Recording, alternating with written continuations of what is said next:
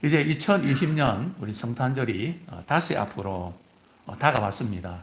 정말 거룩한 밤, 고요한 밤이 될 것 같습니다. 우리 성탄절에 우리 축하 행사는 할 수 없지만 성탄절에 우리가 깊이 감사하는 저와 우리 모두가 되면 좋겠습니다. 뭔가 분위기에 들떠 있어서 그런 가운데 좀 왠지 허전하기는 하지만은 예수님께서 참 왜 오셨을까? 저는 오늘 성도님들 한 분 한 분 이렇게 또 바라보면서 또 생각하면서 우리 주님은 지금 이 순간, 이 시간 어떻게 생각하실까? 뭐라고 말씀하실까? 하는 생각들을 많이 하게 되는데요. 왜 예수님께서 정말 인간의 몸을 입고 오셨을까요? 그 의미를 깊이 되새기는 시간 되면 좋겠습니다. 참 이 코로나 성탄절을 앞두고 과연 우리는 어떤 성탄의 메시지를 우리가 전하고 들어야 될까요? 여러 가지 많은 우리 메시지가 있겠지만 기도하고 또 준비하는 가운데 제 마음에 딱 꽂혔던 부분이 있습니다. 오늘 본문 말씀 보면 눌린 자를 자유케 하기 위해서 오신 예수님, 눌린 자를 자유케 하기 위해서 오신 예수님. 저는 초등학교 때 또 중고등학교 때 많이 눌렸던 것 같습니다. 어떤 때는 가위에 눌려본 적도 있고요. 그리고 일어나면 흥건히 땀이 졌고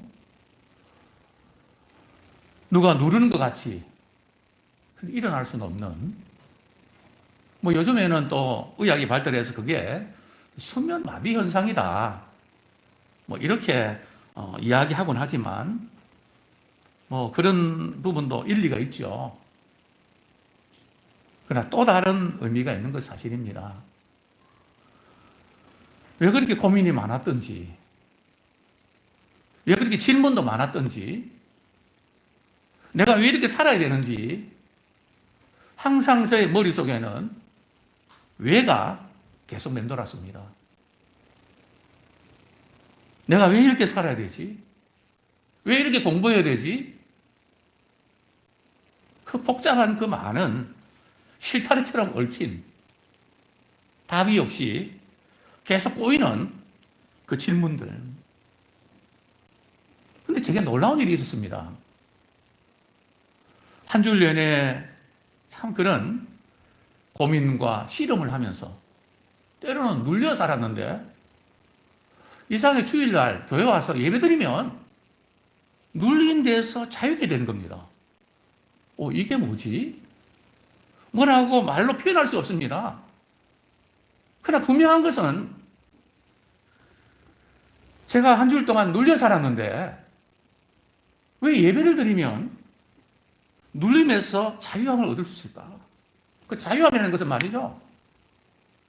제 느낌으로 표현한다면 하늘을 날 것 같았습니다. 온 몸과 어깨를 내리 눌렸던 그 묵직함, 천근만근 모든 문제를 제 홀로 지고 가는 것처럼 힘겹게 느껴졌던, 찬양을 드리고 기도하고 말씀 듣는 순간에 그것이 다 벗겨지는 겁니다. 그래서 저는 이 예배는 참 신비하구나. 그래서 저는 이제 초등학교 때 제가 주의 종이 되겠다고 결심했습니다. 이 예배, 이 신비함을 나는 매일매일 맛보면서 살아낼 거야. 그 예배의 신비함이 뭘까요? 예수님을 믿음으로 말미암아 하나님이 함께 하셔서 가능한 줄 압니다. 오늘 사도행전 10장 38절 하반절에 보면 마귀에게 눌린 모든 사람을 고치셨으니 이는 하나님이 함께 하셨습니다. 마귀에게 눌린 모든 사람을 고치셨으니 혹시 우리 가운데 여러 가지 많이 눌려서 살아가는 분들이 있습니까? 오늘 예배를 통해서 우리 주님이 이곳에 오셔서 우리 주님을 만나고 모든 눌린 데서 자유케 되는 복을 누리기를 소원합니다.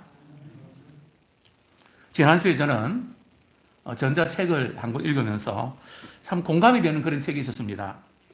함영준 씨의 나 요즘 마음이 힘들어서 라는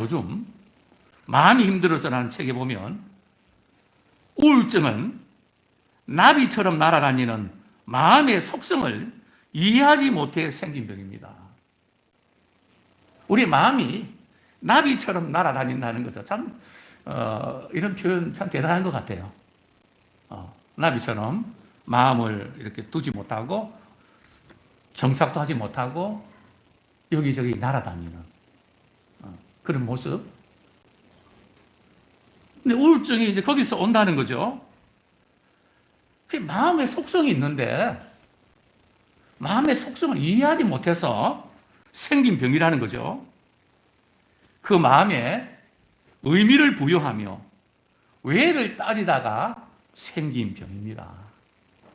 내가 왜 공부해야 되고, 왜 돈을 벌어야 되고, 왜 자녀를 키워야 되고, 왜 교회를 나가야 되고, 왜 내가 직장을 다녀야 되고, 왜 선거해야 되는지.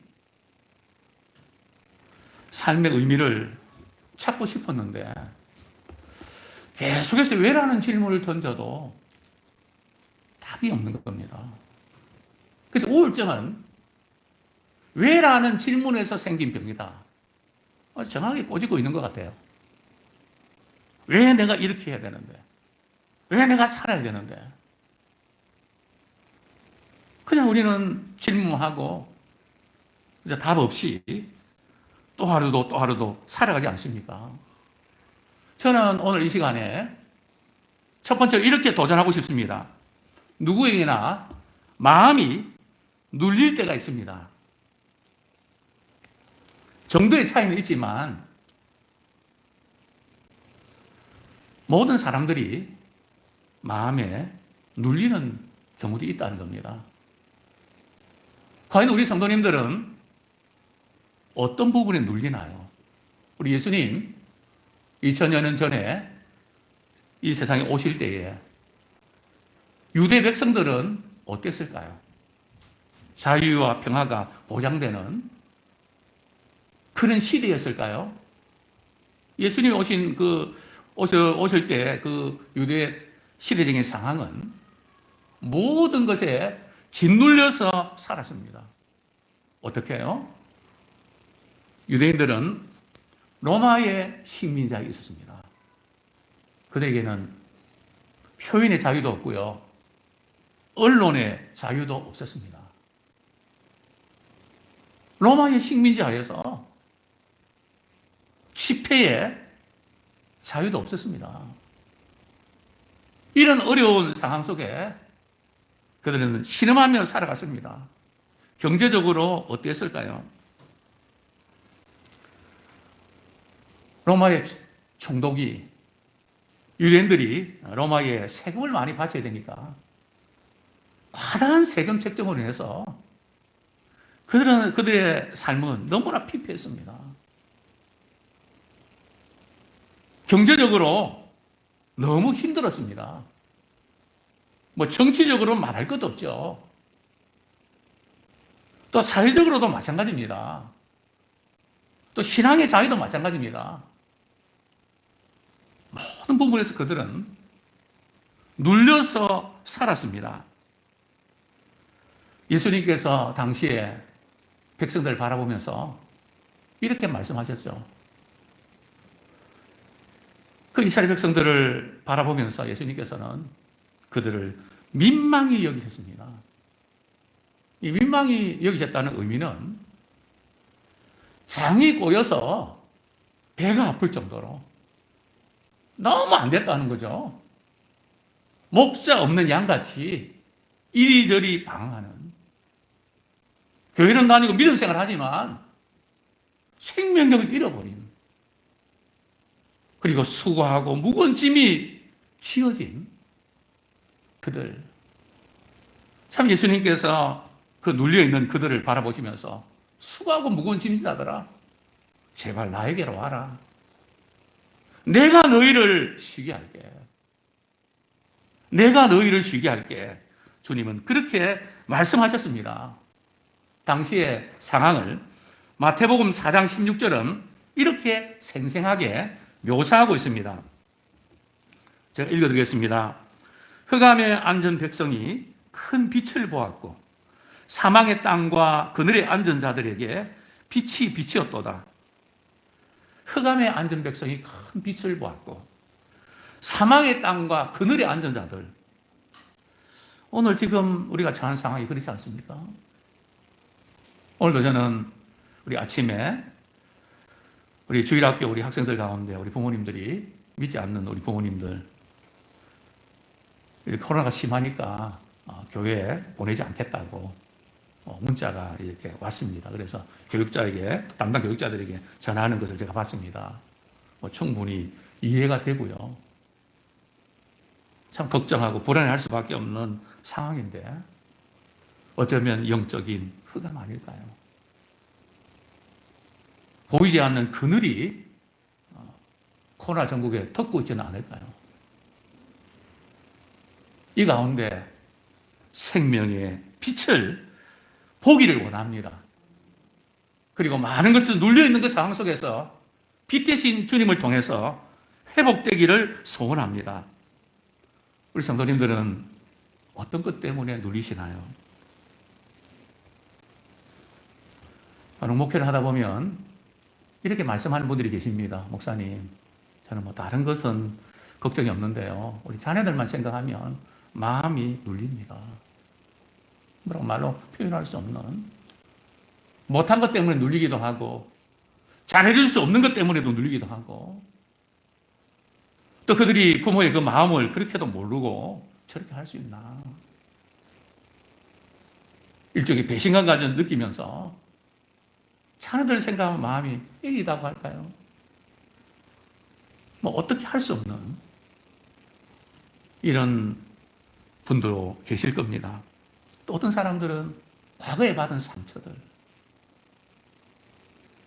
난 다 잊은 줄 알았는데 그 상처가 불사조처럼 불쑥불쑥 올라옵니다. 그래서 우리를 사로잡습니다. 난 다 해결했다고 생각되는데 문득문득 내 생각을 통해서, 내 감정을 통해서 우후죽순처럼 때로는 올라옵니다. 그러다 어떤 때는 거기에 잠겨버립니다. 그리고 삶의 의욕들을 상실하게 됩니다. 어떤 사람은 힘들게 모은 돈으로 사업을 시작했다가 참 코로나를 만나서 한번 펼치지도 못하고 이제는 접어야만 된다고 하는 그런 허탈감도 있습니다. 그거 생각하면 내가 어떻게 힘들게 번 돈인데 이렇게 끝날 수가 있을까? 또 대부분의 사람들은 코로나로 인해서 또 사망자, 또 확진자 소식으로 인해서 참 힘든 분들이 있습니다.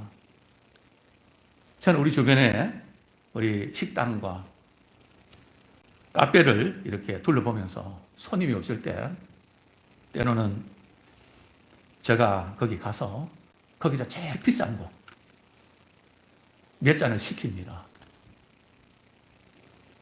그리고 주문하면서 그 주인이 행복해하는 모습이 저는 제 마음에 큰 또 기쁨이 되기도 합니다. 하여튼 제일 비싼 거. 그죠? 손님이 하나도 없는데. 그래서 묻습니다. 저 많이 힘드시죠? 그러면 그 주인은 이렇게 말합니다. 힘들어서 미칠 것 같아요. 빨리 끊어야지. 미치겠어요. 네, 그 인상 쓰면서 미치겠다고 하는 그 표정. 정말 마음을 울컥하게 만들곤 합니다. 또 우리 젊은이들 가운데 아르바이트를 열심히 잘 다녔는데 어느 날 나오지 말라는 소식이 여기저기에서 들려집니다. 참 우리는 참 이렇게 많은 것들로 우리가 눌려서 우리가 살아갑니다. 근데 하나님께서 우리에게 원했던 바가 이런 걸까요? 우리 하나님이 태초에 천지를 창조하시고 보시기에 좋았다고 하셨습니다. 마지막 날 여섯째 날 사람을 창조하시고는 다 모든 것을 보시니 보시기에 어땠다고요? 심히 좋았다고 말씀하셨습니다. 참 하나님 보실 때 심히 좋았다. 우리 인생의 행복과 축복은, 의미는 하나님 보시기에 좋았다고 하는 그대로 돌아가야 됩니다. 아무리 세상적으로 그냥 문화, 과학해서 대단한 것처럼 보여도 하나님 보실 때 나빴다 그러면 우리는 불행해질 수밖에 없는 겁니다. 의미를 상실할 수밖에 없는 겁니다. 왜요? 하나님은 우리를 그분의 형상대로 만드셨기 때문에 하나님이 우리를 세팅해 놓은 그 원형대로 우리가 살아가길 원합니다. 그 원형에서 너무 벗어나기 때문에 이런 크고 작은 어려움을 우리가 겪는 겁니다. 과연 이런 시대에 우리는 어떻게 우리가 극복해야 될까요? 이게 원인이 뭘까요? 지엽적인 원인도 있고 근본적인 이유도 있습니다. 네. 믿지 않는 사람들은 지엽적인 그 이유, 정치적인 문제, 경제적인 문제, 사회적인 문제, 여러 가지 문제들이 많이 있는데요. 그런 문제들이 왜 생겼는데요? 우리가 근원적인 질문을 하셔야 됩니다. 왜 생태계가 파괴됐는데요? 왜 사람과의 관계가 이렇게 서글퍼지는 관계가 되었을까요? 왜 이렇게 믿지 못하는 세상이 되었을까요? 눈만 뜨면 가짜뉴스라는 이야기들이 왜 이렇게 귀에 많이 들릴까요? 나라에 상관없이. 그 근원이 뭘까요? 그 근원은 단순합니다. 인류의 조상 아담이 하나님께 불순종해서 범죄함으로 하나님과의 관계가 단절되는 데서 이 모든 것이 왔습니다. 근데 우리는 그 근본적인 것을 알고는 있는데 그렇게 적용하고 싶지는 않습니다. 왜요? 왜 자꾸 교회는, 왜 성경은 자꾸 모든 문제를 그렇게만 해석하고 그렇게만 받아들입니까? 사람들이 잘못해서 그럴 수도 있는 거고 경제가 안 좋아서 그럴 수도 있는 거고 여러 가지 많은 이유들이 있는데 왜 교회 나오면 꼭 그런 식으로 꼭 그렇게 해석을 하고 그렇게 받아들입니까? 물론 우리가 지엽적인 이유 있습니다. 제가 한번은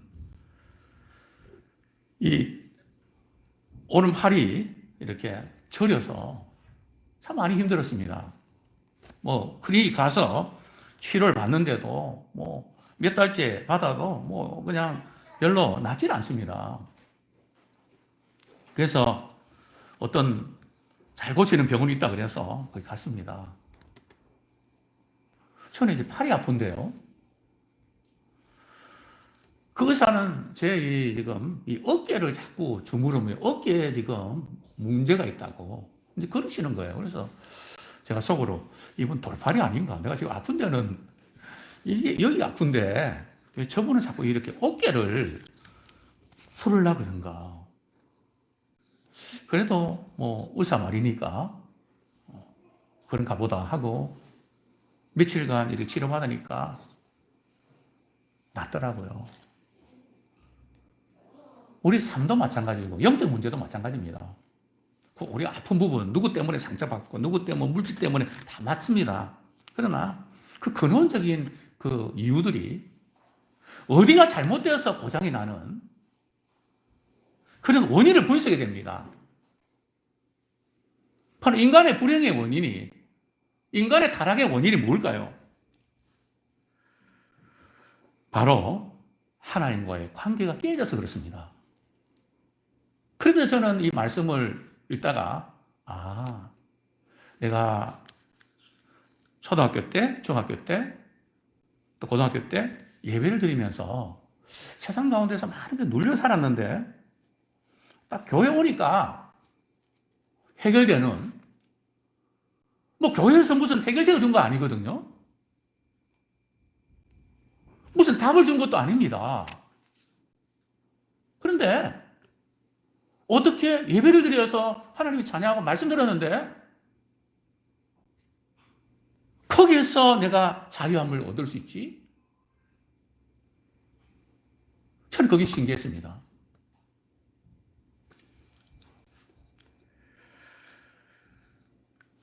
두 번째로 저는 이렇게 도전하고 싶습니다.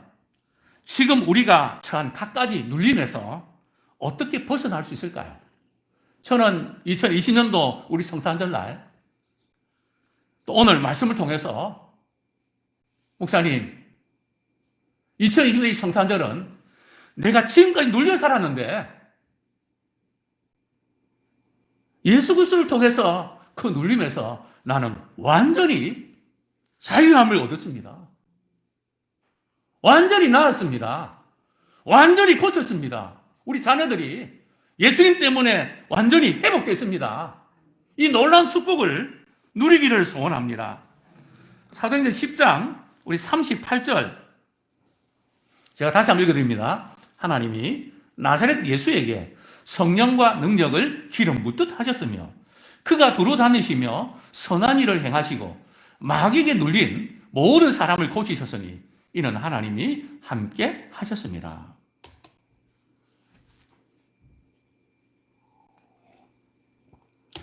예, 물을 마시는 절차가 참 복잡하네요. 예.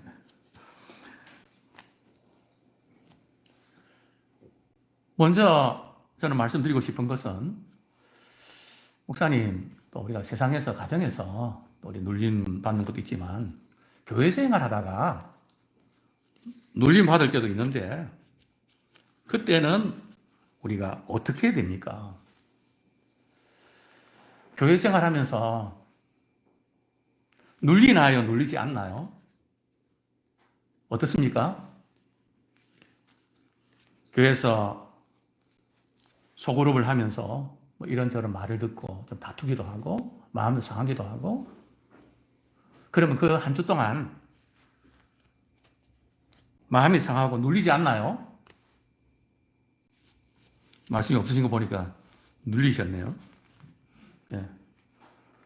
그렇습니다. 우리 신앙생활 하면서도 눌립니다.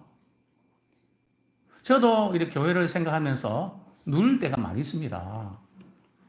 우리 성도님들도 마찬가지일 겁니다. 우리만 그럴까요? 정말 위대한 선교사와 목회자인 사도 바울은 어떻게 했을까요? 우리 성경 말씀 우리 한 구절 보겠습니다. 고린도후서 11장 28절. 고린도후서 11장 28절. 우리 같이 한번 읽겠습니다. 시작. 이 외의 일은 고사하고 아직도 날마다 내 속에 눌리는 일이 있으니 곧 모든 교회를 위하여 염려하는 것이라. 누가 눌렸다고요? 사도 바울이. 무엇을 생각하다 눌렸다고요? 교회를 생각하면서 눌렸다는 거죠. 어떤 교회요? 모든 교회요. 물론 오늘 본문에서 1차적으로는 고린도 교회를 말씀하고 있습니다. 참 고린도 교회에 거짓 교사가 들어와서 이단들이 들어와서 그냥 성적으로 타락하고 또 나는 무슨 파다 해서 분쟁을 하고 그래서 사도 바울은 책망도 하고 너무 심하게 야단쳐갖고 혹시 그들이 낙심해서 어떡할까 참 가슴 졸이기도 하고 그러면서 사도 바울은 모든 교회를 생각할 때에 참 눌렸는데요. 한 달에 한 번인가요? 몇 년에 한 번인가요? 뭐라고 말씀하고 있습니까? 날마다. 저는 충분히 공감합니다. 목회하면서 사도 바울이 참 교회를 생각하면, 지금 우리 선교사님들 계신데 우리 선교지 생각하면 마음 눌리시죠, 그죠? 누가 설교하고 또 교회는 어떻게 운영이 되고 어떤 문제는 없을까? 뭐 여러 가지로 마음에 눌리는 일들이 있습니다. 이 스펄전 목사님이 이 본문을 이렇게 해석하면서 이렇게 우리에게 도전을 줍니다. 교회에서 모임을 가질 때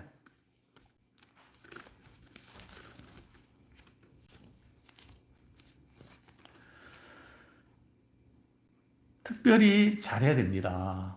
왜냐하면 모임을 하다가 좀 화가 나고 그래서 이렇게 언어로 상대방의 마음을 상하게 하는 것은 강도 만나서 피해를 입는 것보다 훨씬 나쁜 영향을 끼칩니다. 저 같은 경우도 그렇거든요. 교회 우리 성도님들이 어떤 모임에서 마음 상함이 있었다. 그 소식이 제 귀에 들어오면 그게 몇 달 가는 것 같아요. 얼마나 마음이 상한지. 우리 성도들이 주일에 얼마나 힘들고 어려운데 와서 기쁘고 감사하고 위로받고 힘을 내야 되는데 마음을 상하게 해서 가다니 이게 말이 되나. 저도 얼마나 마음이 상심하고 실망될까. 혹시 실족하지 않을까. 정말 우리는 모여서 만날 때에 우리를 통해서 그리스도의 향기가 발산되고 많은 분들을 세우고 일으키는데 쓰임받기를 소원합니다. 사도 바울도 사람들이 모인 교회이기 때문에 결말 생각하면 날마다 마음에 눌리는 일이 있었습니다. 그런데 우리가 이런 갖가지 눌림에서 어떻게 벗어날 수 있을까? 여기서 이제 눌린다는 것은 신경을 쓰지 않는다는 게 아닙니다. 여기 눌린다는 의미는 신경을 쓰되 마음이 답답할 정도로 너무 거기에 신경이 쓰여지고 자포자기한 상태, 밥맛도 없고 잠도 안 오고 뭐 그런 상태는 눌린 상태입니다. 자, 그런데 이렇게 눌리는 원인이 1차적으로는 뭐 여러 가지 사람이나 물질이나 질병이나 그 있을 수 있죠. 특별히 요즘은 이 코로나 때문에 얼마나 많은 사람이 눌릴지 모릅니다.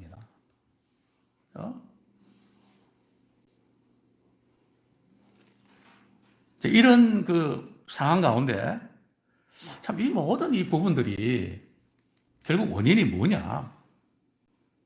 물론 1차적인 이유가 있지만 그 모든 것은 영적인 문제와 연결되어 있습니다. 눌려있다는 것은 다양한 이유가 있지만 그 모든 근원에는 영적인 원인이 있습니다. 왜요? 오늘 본문에 보면 예수님이 이 세상에 오신 목적은 두루 다니시며 선한 일을 행하시고 마귀에게 눌린 모든 사람을 고치셨으니 무엇에 눌렸다고요? 마귀에게 눌려요.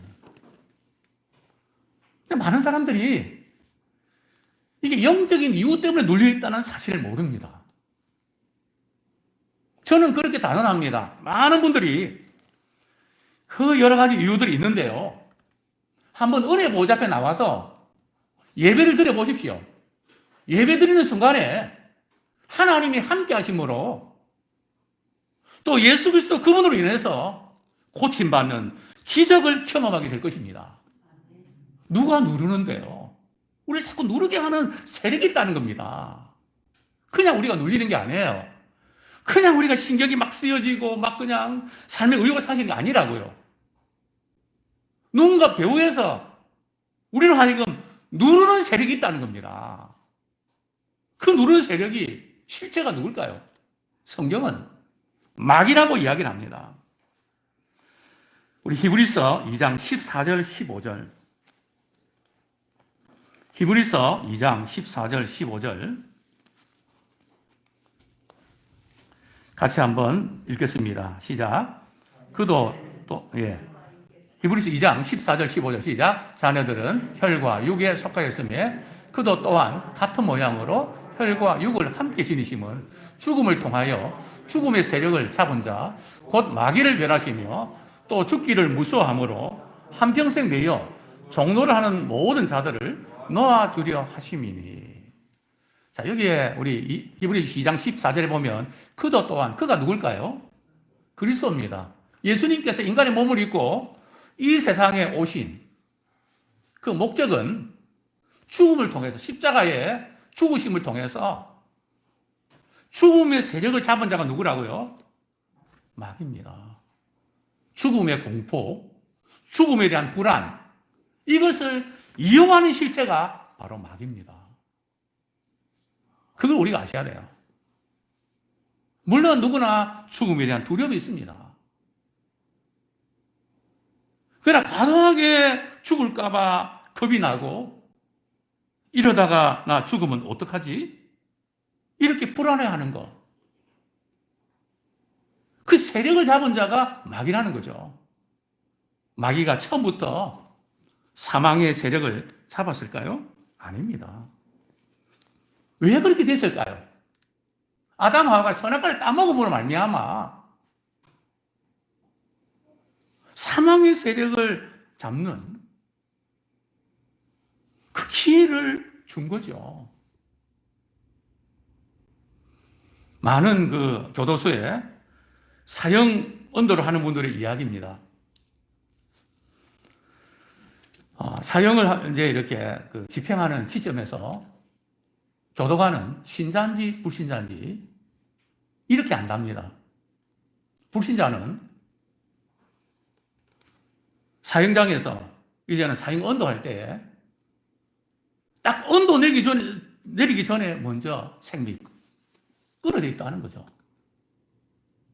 근데 예수 믿는 사람들은 사형 언도한 이후에도 얼마 동안 살아있다는 겁니다. 왜요? 죽음의 세력을 극복했기 때문에 그렇습니다. 예수 이름으로 사망의 권세를 이기기 때문에 가능한 거죠. 거의 비슷하다 그럽니다. 이 죽음의 세력을 잡은 자. 예수님께서 이 세상에 오신 것은요, 우리 삶의 불행이나 어떤 고통에서만 우리를 건져내시기 위해서 오신 것은 아닙니다. 인간의 근본적인 문제, 죄로 말미암아 사망의 세력, 거기에서 우리를 구원하시기 위해서 오셨습니다. 이 성탄절의 참된 의미는 바로 거기 있습니다. 우리 디모데후서 1장 10절에 보면 예수 그리스도께서 우리의 죄 때문에 죽음의 저주를 당하시고 십자가에 죽으심으로 사망을 피하셨습니다. 그리고 생명과 썩지 아니할 것을 나타내셨습니다. 예수님은 죽음에 대한 두려움에서 우리를 자유케 해주셨습니다. 고린도전서 15장 55절, 57절 말씀 우리 한번 같이 읽겠습니다. 고린도전서 15장 55절부터 57절.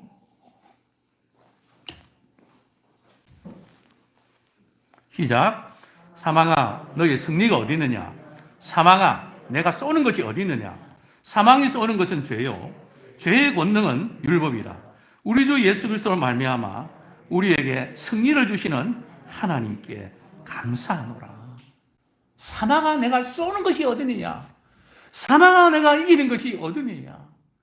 예수 그리스도로 말미암아 이김을 주시는 하나님께 감사하노라. 아마 이전에 한번 그런 예를 드린 적이 있는데요. 제가 강릉에서 공군부대에서 근무할 때입니다. 그날 얼마나 몸이 불덩이가 됐든지, 열이 얼마나 이렇게 올라갔는지, 정말 불덩이였습니다. 그래서 앰뷸런스를 불렀습니다. 앰뷸런스 오는 시간 동안 저는 이 말씀을 외쳤습니다.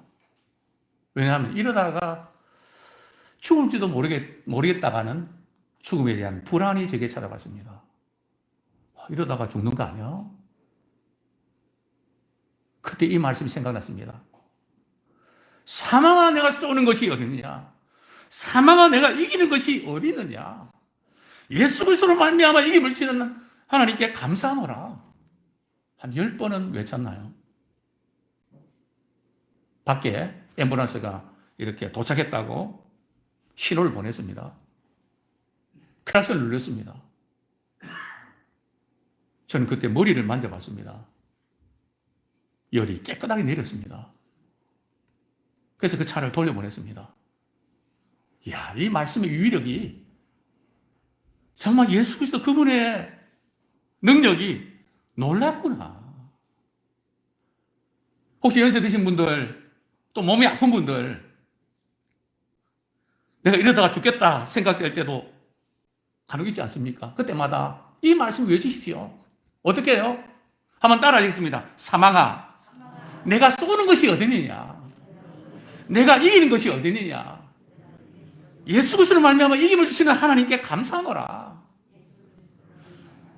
선포하십시오. 그때 예수님의 권세가 나타날 줄로 믿습니다. 정말 예수님께서 인간의 몸을 입고 이 세상에 오신 목적은 두 가지입니다. 첫 번째는 사망의 세력을 잡은 자, 마귀의 권세를 제거하기 위해서 오신 겁니다. 인간의 범죄함으로 참 사망의 권세를 사단이 잡고 있는데 믿음으로 이 사망의 권세를 제거해버렸다는 거죠. 그래서 우리가 승리하시기 위해서, 우리 그리스도인들이 승리하기 위해서 예수님 오셨습니다. 또 하나는 죽음의 공포로부터 자유롭게 하기 위해서 예수님은 이 세상에 오셨습니다. 예수님께서 이 세상에 오셔서 죄와 죽음과 사단의 권세를 깨뜨리시고 승리하셨습니다. 우리 존 칼빈의 이야기를 주석을 소개합니다. 그는 이렇게 우리에게 권면합니다. 그리스도는 우리의 저주를 당하심으로 죽음에서 두려운 요소를 제하심으로써 이 두려움에서 우리를 해방하셨다. 즉 우리를 위해서 예수님께 저주를 당하심으로 죽음의 두려운 요소를 제하셨다는 거죠. 그래서 우리는 두려움에서 우리는 해방되었습니다. 비록 우리가 여전히 죽음을 마주할 수밖에 없지만 우리 앞서가신 그리스도가 계심으로 그럼에도 불구하고 삶과 죽음에서 고요함과 평온함을 유지하길 원합니다. 자, 우리는 늘 그 죽음 앞에 직면합니다. 우리 김건 장로님 지금 투병하시면서 이번 주에 두 번째 항암 치료를 하시는데 목사님, 사망과 생명의 기로에서 왔다 갔다 수없이 하고 있습니다. 제가 그렇게 말씀드렸습니다. 장로님, 저는 이렇게 기도합니다. 예수 그리스도로 말미암아 믿음이 우리 장로님을 이같이 완전히 낫게 하는 그 일을 위하여 기도합니다. 또 혹 주님이 불러가시더라도 주님과 가장 가까운 거리에 있으십시오. 그동안의 마음의 분노와 상처, 그 부분 맴돌지 마시고 오직 예수 그리스도 꽉 차 있으면 좋겠습니다. 그분의 십자가의 그 사랑으로 꽉 차 있기를 소원합니다. 그렇게 말씀드린 적이 있습니다. 누구나 마음이 약해지고 눌릴 때가 있습니다. 그럴 때에는 어떻게 해야 될까요? 시편 61편 2절. 시편 61편 2절. 같이 한번 읽겠습니다. 시작. 내 마음이 약해질 때에 땅끝에서부터 주께 부르짖어오니 나보다 높은 바위에 나를 인도하소서. 여기 원문에 보면 다윗이 지금 이 시를 쓸 때 자기 아들 압살롬의 반란으로 인해서 다윗이 참 피난 갈 수밖에 없는 그 자녀가 아들이 반란해서 다윗 왕이 피난 갈 수밖에 없는 기가 막힌 자녀들 문제 때문에 이런 어려움을 겪는 다윗의 그 마음이 이렇게 역력히 표현되어 있는데요. 여기 내 마음이 약해질 때에. 근데 이 본문이 이전에 개역 한글 성경에 보면 내 마음이 눌릴 때에, 저는 이 표현이 내 마음이 눌릴 때라는 표현이 더 와닿습니다. 우리는 어떻게 이 눌림에서 벗어날 수 있을까요? 다윗은 어떻게 했죠? 정말 답답하고 정말 미칠 것 같던 기가 막힌 그런 상황 속에서 다윗은 땅끝에서부터 죽게 부리죠. 여기 땅끝은 절박한 상황입니다. 벼랑 끝입니다. 도저히 이 상황에서 이제는 끝난 것 같은, 뭐 어떻게 할 수 없는 절박한 상황입니다. 그때 다윗은 어떻게 했다고요? 그곳에서 주님께 크게 소리내서 부르짖습니다. 우리가 누릴 때에 주님 앞에 나와서 그냥 이렇게 입으로만 기도하지 마시고, 누릴 때는요 소리내서 크게 주님을 찾고 주님께 기도하십시오. 아까도 제가 말씀드리지만은 제가 이렇게 한 줄 내내 눌려 살다가 교회 와서 눌림에서 고침받은 그 일은 간단했습니다. 하나님께 찬양했습니다. 그리고 주님 앞에 내 마음에 눌려있는 부분들 주님 앞에 이것저것 내놓으면서, 주님 이것 때문에 많이 힘이 듭니다. 제 힘으로 할 수 있는 게 없습니다. 주님께 맡깁니다. 정말 부르짖었습니다. 그때 주님께서 눌림에서 고치셨습니다. 왜요? 그때 하나님이 함께 주셨기 때문에 그랬습니다. 이 원리가 가만히 보면, 우리는 눌릴 때 말하기도 싫거든요. 만나기도 싫거든요. 바로 그때 은혜의 보좌 앞에 나오십시오. 가족별로 눌렸습니까? 가족별로 나오십시오. 은혜의 보좌 앞에 나와 우리 기도할 때, 야곱처럼 가문의 위기 때 우리가 베델로 올라가자. 그때 나를 만나주시는 그 하나님께로 올라가자. 그때에 야곱의 절대 절명의 위기에서 그 위기를 극복하지 않습니까? 마찬가지입니다. 우리는 누릴 때에 이 생각, 저 생각 자꾸 속으로 집어넣지 마세요. 저는 제 어렸을 때에 뻥튀기 장사가 많았거든요. 우리의 문제는 집어넣으면 속에서 뭐가 되는 줄 아십니까? 뻥튀기가 됩니다. 이만한 문제도 말이죠. 이것저것 왜 그런지 하다 보면 이것이 불어나서 말이죠. 뻥튀기가 됩니다. 그럼 그 문제 가지고 주님 앞에 나와, 주님, 제가 이때 마음이 많이 상했습니다. 제가 무시당하는 것 같고요. 정말 힘이 듭니다. 저는 실패자 같습니다. 저는 이제 끝난 것 같습니다. 주님, 이런 가운데도 제가 뭐 할 수 있을까요? 그리고 내 마음에 있는 그대로 주님 앞에 아를 때에, 그때 주님께서 이렇게 하셨습니다. 내가 너와 함께 할게. 너는 실패했지만은 이제는 시작이야. 내가 너와 함께 할 거야. 한번 일어나봐. 될 거야. 그 속에서 하나님 주시는 그 놀라운 믿음 안에 용기. 그래, 한번 해봐야지. 그래, 한번 용기를 내봐야지. 저는 제게 힘든 것이 그렇게 가기까지 힘들었습니다. 누가 무슨 말해도 용기 내고 힘내서 해도 힘이 안 나는 거예요. 눌려갖고 아무 도움이 안 되는데요. 근데 주님 앞에 나와 기도하면 그래서 하나님께서요, 부르짖어 기도할 때 그때 하나님께서 우리를 일으키시는, 우리를 회복시키시는 이 놀라운 은혜를, 성탄을 맞이하여 이 놀라운 은혜를 우리가 경험하기를 소원합니다. 우리 찬송가 300장 1절, 내 마음이 낙심되며 근심에 눌릴 때 주께서 내게 오사 위로해 주시네. 가는 길 캄캄하고 괴로움 많으나 주께서 함께하며 내 짐을 지시네. 그네가 내게 족하네. 그네가 족하네. 이 괴로운 세상 지날 때 그네가 족하네. 우리 예수님께서 이 세상에 오셔서 마귀에게 눌린 모든 사람을 고치셨습니다.